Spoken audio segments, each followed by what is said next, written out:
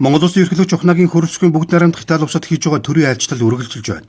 Ерөнхийлөгч айлчлагын хүрээнд манай улсын санаачилсан бэлчээр ба нүүдлийн мал аж ахуй эрхлэгчдийн олон улсын жилийн нээлтэнд оролцлоо.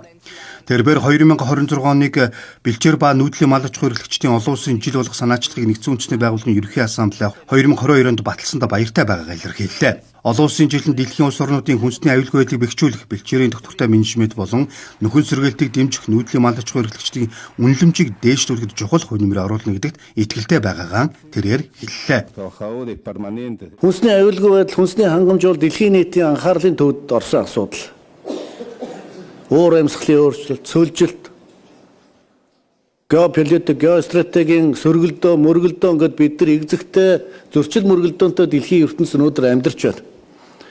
Үүнийг дагаад хүнсний аюулгүй байдал, хүнсний хангамж хүн төрөлхтөнд хамгийн их хэрэгцээтэй зүйл болсон. Тэр утгаараа өнөөдөр нүүбийн хүнс хөдөө аж ахуйн байгууллагын хэрэгцээ шаардлага, үүрэг оройл, хариуцлага хүн төрөлхтөнд хамгийн чухал байгуулга болсон гэдгийг би бас энэ ч зориуд тэмдэглэн хэлхийг хүсэж байна.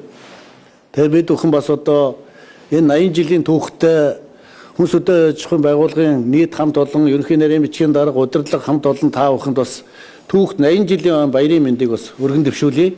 Мөн Монгол улс бэлчээр ба нүүдлийн мал аж ахуй эрхлэгчдийн олон улсын жилийн хүрээнд харилцан уялдаа холбоотой хөтөлбөр бүс нутгийн судалгааны санаачлагыг хүнс хөдөө аж ахуйн байгууллагатай хамтран хэрэгжүүлж эхлээд байгааг бас та бүхэнд хэлхийг хүсье. Монгол улс уур амьсгалын өөрчлөлт, цөлжилт, хөрсний дороотолтой тэмцэх хүнсний хангамжийг сайжруулах зэрэг зорилгоор тэрбэн мод хүнсний хангамж аюулгүй байдал, цагаалт гэсэн хоорондоо нэгт уялдаатай үндэсний хөтөлбөр хэрэгжүүлж байгааг онцолсон юм а. Мөн 2026 онд Улаанбаатар хотноо зохион байгуулах цөлжилттэй тэмцэх тухай нэгдсэн үндэсний байгууллагын конвенцийн талуудын 17 дугаар баг гурал улс орнуудыг идэвхтэй оролцож хамтран ажиллахыг уриаллаа. Тэр 2026 онд бол COP17 нийтсэн арга хэмжээг Монгол улсад зохион байгуулахаар бэлтгэл ажлаа ангаад ажиллаж байгаа. За энэ хүрээнд Монгол улсын засгийн газрын хүсэлтийн дагуу санаачлагын дагуу бол энэ бэлчээр ба нүүдлийн жилийг бол 2026 он гэж зарласан. За энэ бэлчээр ба нүүдлийн жилийн нээлтийг энэ Монгол улсын ерөнхийлөгчийн энэ айлчлалын хүрээнд албан ёсны нээлтийн ажиллагааг бол Итали улсын Ором хотноо зохион байгуулахаар зохион байгуулж ажиллаж байна. За мэдээж бэлчээрийн мал аж ахуйтай хэд хэдэн орнуудын нэгдсэн ийм арга хэмжээ. За дээрэс нь бэлчээрийн мал аж ахуйтай орнууд хоорондоо туршлагаа солилцох. За түүнд Монгол улсын бэлчээрийн мал аж ахуйн онцлогийг олон улсад таниулах. За бэлчээрийн мал аж ахуйгаас олж байгаа малчдын орлогыг нэмэгдүүлэх, цаашдаа зөв менежментээр авч явах гэдэг энэ олон асуудлуудыг энэ жилийн хүрээнд олон улсад сурталчлах, мэдээлэл харилцан солилцох, нэгнээсээ туршлага судлах хэлбэрээр энэ арга хэмжээг бас тодорхой төлөвлөгөөний дагуу үргэлжлүүлэхээр төлөвлөн ажиллаж байна.